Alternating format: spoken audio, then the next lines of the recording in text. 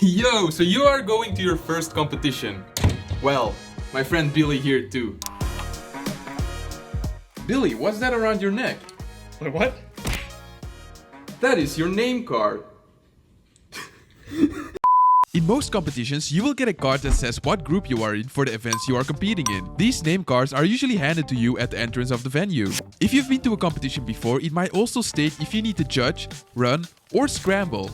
Don't know what that is? No worries, we'll cover that in this video. So Billy, are you ready? Yeah. Group 2 of 3x3 will begin shortly. Oh no, it's my group. What do I do? First of all, get your cube, make sure it's solved, And let's get to the scrambling table. At the competition, there will be one or multiple scrambling tables where the scorecards of the competitors are laid out. And one or more scramblers whose job it is to, you guessed it, scramble the cubes.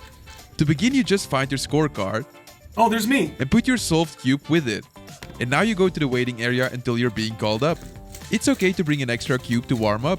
Let's talk about the scorecard for a second. Every competitor gets a scorecard for every round they compete in. On there you will find general information on the top and the times below it. For each solve, there's a process the scorecard needs to go through to make sure you have a correct solve. Let's go through that process together. While you are waiting, the scrambler will scramble your cube and check if it's scrambled correctly. And finally sign the scorecard in the first spot. Now we will put the cube in a cube cover together with the scorecard.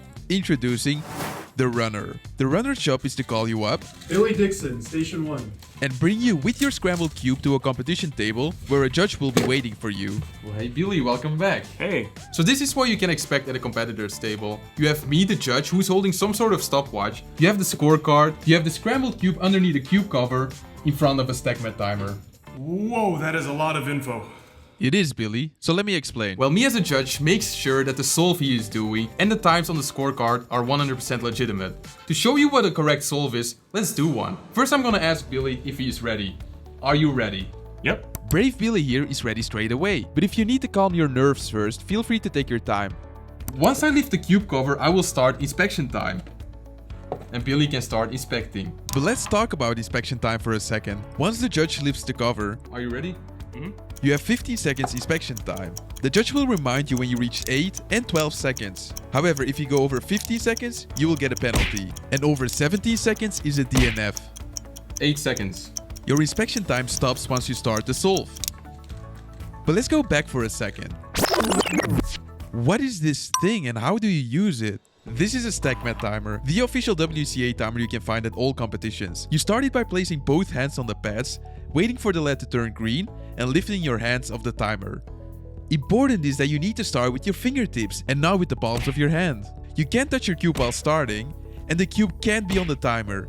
No idea why you would do that, but I'm just sharing with you. You can see here that Billy has a correct start. Good job, Billy. During your solve, you just need to be careful you don't accidentally touch your timer, because the way to stop it is by placing both your hands back on the two pads. And let's talk about this stop. Make sure you fully release the cube when you stop. Even after the timer has stopped, wait to touch your cube until you have signed the scorecard, because touching the cube is a penalty. Also, don't karate chop, because that's a penalty as well. Also, don't stop using your face. I always forget this one. But Billy knows his rules and obviously he has a correct stop. After the solve is completed, the judge writes down the time and signs his box. Now the competitor himself checks if the time is correct and signs in his box. And then this is what a correctly done time looks like, signed by the scrambler, judge, and yourself. After you sign the scorecard, you go back to the waiting area. The judge gives the cube to the runner hands off the cube to the scrambler, and the cycle repeats until you've done all your solves. Billy Dixon, Station 1. Are you ready? Yes. But there's one important thing we haven't talked about yet. A turn over 45 degrees from its solved state is a penalty. So this is one, but this is a DNF or did not finish, since there are two moves. A corner twist is also a DNF. We've talked about penalties before, but now, what to do with them? Each penalty means that 2 seconds get added to your time. So when poor Billy did this, we need to add 2 seconds to the time of his display. The judge will write down the original time, plus 2, equals the sum of the penalty with the original time. Oh shoot, we forgot to sign those. Now, keep in mind, penalties can stack, so you can potentially get a plus 16s, since there are a total of 8 penalties you can get. But don't do this, please. But finally, whenever something happens both you and the judge don't know the answer to, Is that 45 degrees? I don't know. I have no idea, man. you ask for the Delegate? Stop! Each competition has at least one delegate. Now keep in mind, delegates are the rulers of the competition and their words are the law. Yeah, it's a +2. Outstanding job, delegate. There's one more important thing you may ask yourself. Whoa, 5.0? Whoa. So, how can I show my mom?